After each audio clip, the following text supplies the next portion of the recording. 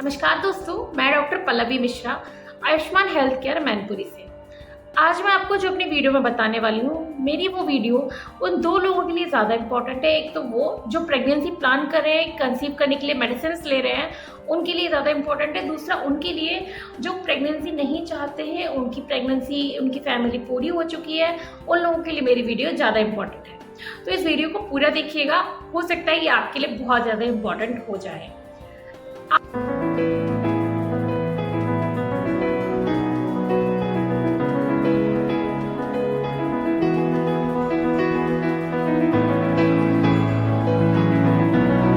आज मैं बात करूंगी इम्प्लांटेशन ब्लीडिंग के बारे में। क्या होता है इम्प्लांटेशन ब्लीडिंग? जब किसी भी फीमेल की बॉडी में एग रिलीज होता है, अंडा रिलीज होता है और मेल का शुक्राणु जो उसकी बॉडी में जाता है, तो वो दोनों एक जगह पर आकर मिलते हैं।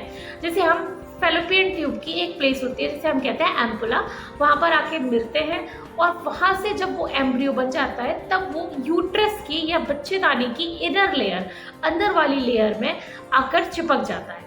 उस चिपकने को हम कहते हैं इम्प्लांटेशन। और जब वो चिपकता है, उस दौरान किसी किसी पेशेंट्स को ब्लीडिंग या स्पॉटिंग या दाग आते हैं, उसे हम कहते हैं इम्प्लांटेशन ब्लीडिंग। आमतौर पर हर पेशेंट्स में ये कंडीशन देखने के लिए नहीं मिलती है।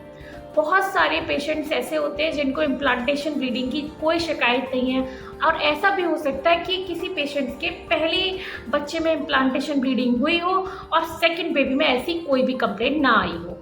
इम्प्लांटेशन ब्लीडिंग एकदम नॉर्मल है, नेचुरल है और ये किसी को भी हो सकती है। ऐसी कोई परेशानी वाली बात नहीं है।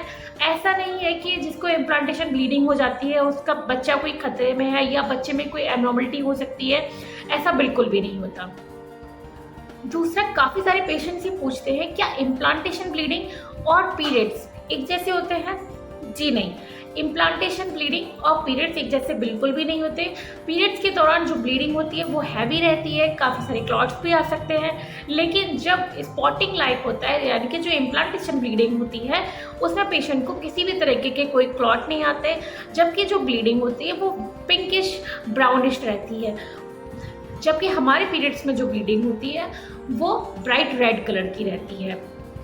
दूसरा, काफ़ी सारे पेशेंट ये कहते हैं कि क्या इम्प्लांटेशन ब्लीडिंग लंबे समय तक चलती है? जी नहीं, इम्प्लांटेशन ब्लीडिंग 24 to 48 आवर्स तक रहती है। किसी किसी पेशेंट्स में ज़्यादातर देखने के लिए मिलती है।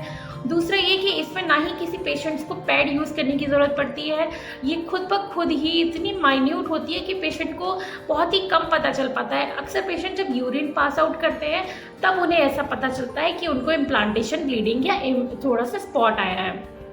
जनरली पेशेंट्स ऐसी कंप्लेंट कम ही करते हैं कि उनको पैड यूज़ करने की ज़रूरत पड़े या फिर उनको ये पता लगा कि उन्हें इम्प्लांटेशन ब्लीडिंग हुई भी थी या नहीं।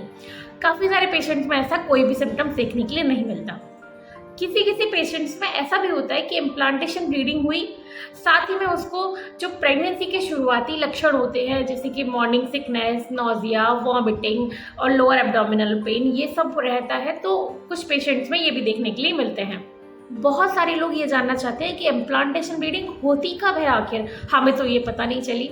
तो इम्प्लांटेशन ब्लीडिंग जब आपके मेंसेस आने वाले होते हैं, उससे 7 से 8 दिन पहले पेशेंट को इम्प्लांटेशन ब्लीडिंग या इम्प्लांटेशन स्पॉटिंग हो सकती है, और इसी कंप्लेंट पेशेंट अक्सर करते हैं।